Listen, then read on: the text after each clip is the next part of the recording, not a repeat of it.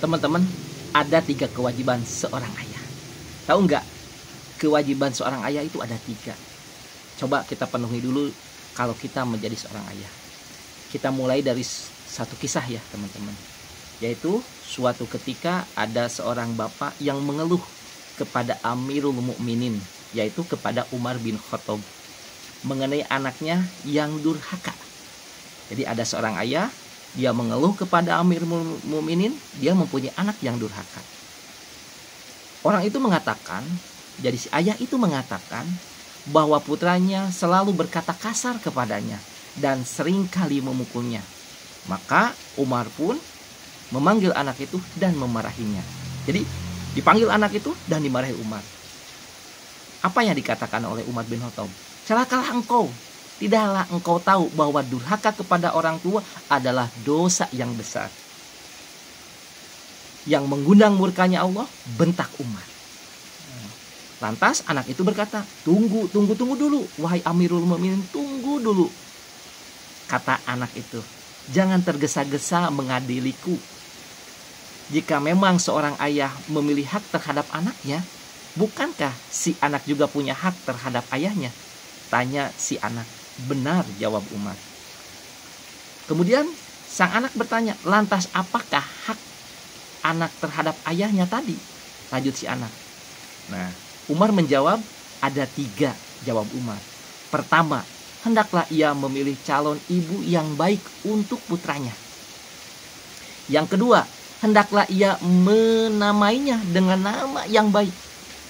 Dan yang ketiga, hendaklah ia mengajari Al-Quran. Ada 3 ya.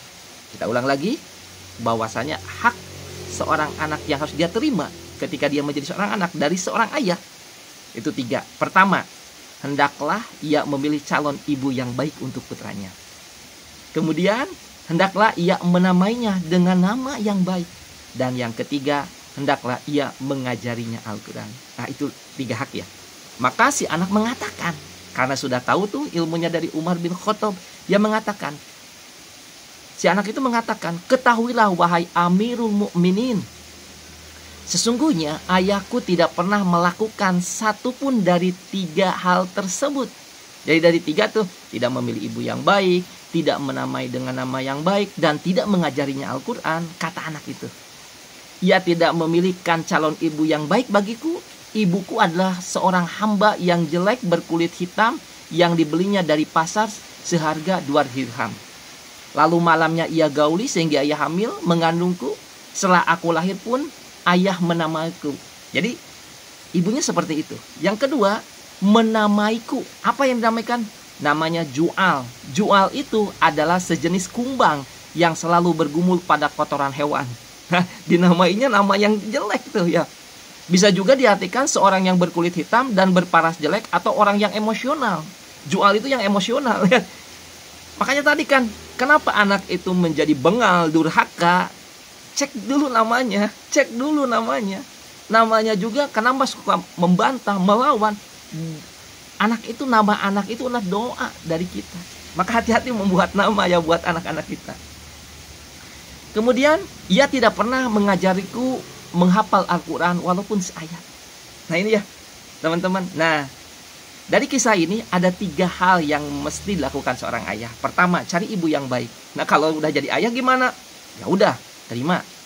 Kemudian sudah dikasih nama, ya udah. Kalau memang bisa, ya kita rubah. Barangkali nama itu tidak mengandung doa yang baik. Maka kalau kita bikin nama buat anak kita, coba namanya yang mengandung doa atau harapan dari kita sebagai seorang ayah. Sudah tidak mau dirubah. Yang terakhir nih, yang paling penting, sempatkah kita waktu beberapa detik atau beberapa saat untuk mengajari anak kita menghafal Al-Quran walaupun seayat, ataupun mengajaran Al-Quran? Pernahkah kita punya waktu? Dari 24 jam ini, pernahkah kita punya sisa waktu untuk mengajari anak kita? Sehingga mereka pahamul Quran, sehingga dia paham Al-Quran. Bagaimana mungkin mereka akan dapat hidayah, petunjuknya Allah, kalau kita tidak mengajarkan? Yuk, jadi ayah yang bijak, yang selalu dekat dengan anak, tapi bukan dekatnya fisiknya aja, tapi hati kita pun harus selalu terbuka untuk mempelajari Al-Quran lagi. Mumpung masih dikasih umur yang masih ada melekat di hidup kita, Jadikan momen ini momen terindah, yaitu momen menata diri dan keluarga untuk menuju ke surganya Allah bersama Dedi Alqawi ya teman-teman. Yuk kita sama-sama menata diri.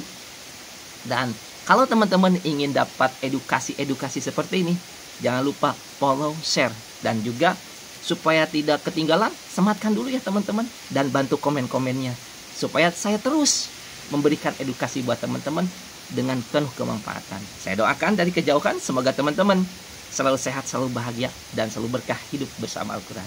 Yuk